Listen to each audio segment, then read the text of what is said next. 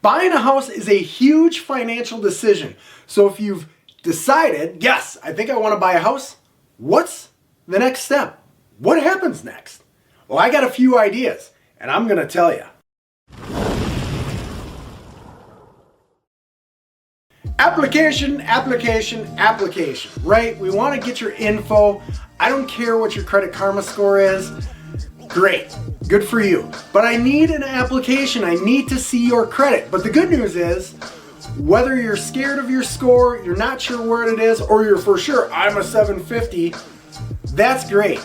We can do a soft credit pull so it won't negatively affect your credit. This is crucial because when we pull credit, we're able to run programs and we're able to calculate debt to income because it pulls in all your liabilities. So we're going to see what's on your credit and be able to determine based on your income where you're going to sit, what your budget actually is.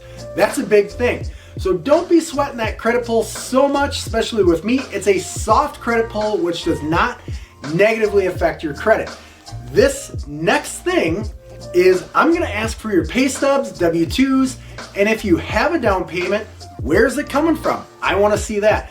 If it's a gift or down payment assistance, cool, let's build that in.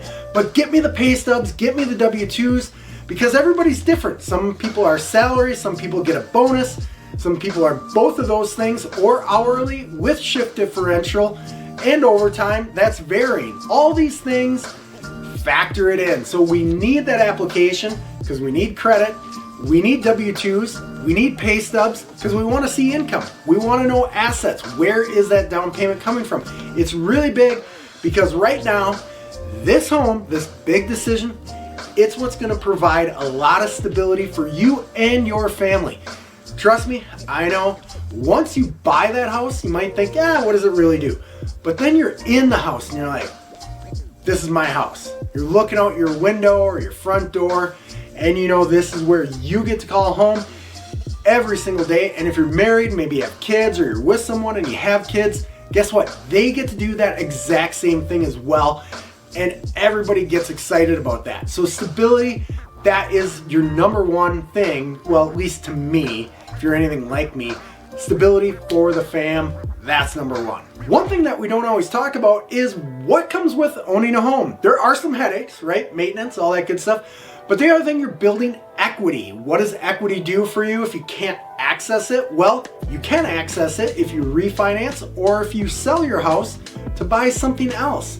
Oftentimes people will wonder, well, okay, so how do these people get these bigger houses? It's because they start with a smaller house, they stay in it for 5 years, and then they sell it and take that equity and put it down on another house, or they use it to buy an investment property. All sorts of options, but equity is key. Don't forget about pride. Everybody has pride when they own a house.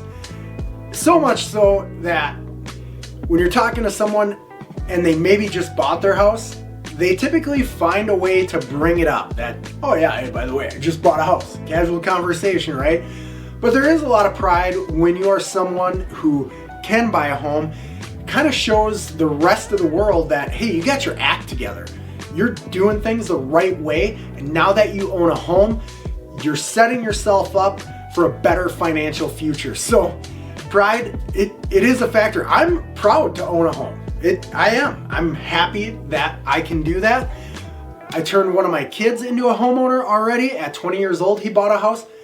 He's over the moon that he was able to buy a house. He's so proud of his house. Oh my gosh, whatever, right? So you know you need to apply. Why we need to get income docs turned in. You're not worried because credit score, we talked about stability, we talked about equity, we talked about pride of ownership. But now that you're getting into this, here's what you really can expect. It is a rainbow of emotions. You're going to be impatient, you're going to be angry, you're going to be excited, you're going to be happy, you're going to be nervous, you're going to be, oh my gosh. It's all of these emotions when you buy a house, especially your first house. Holy buckets. It's a big deal.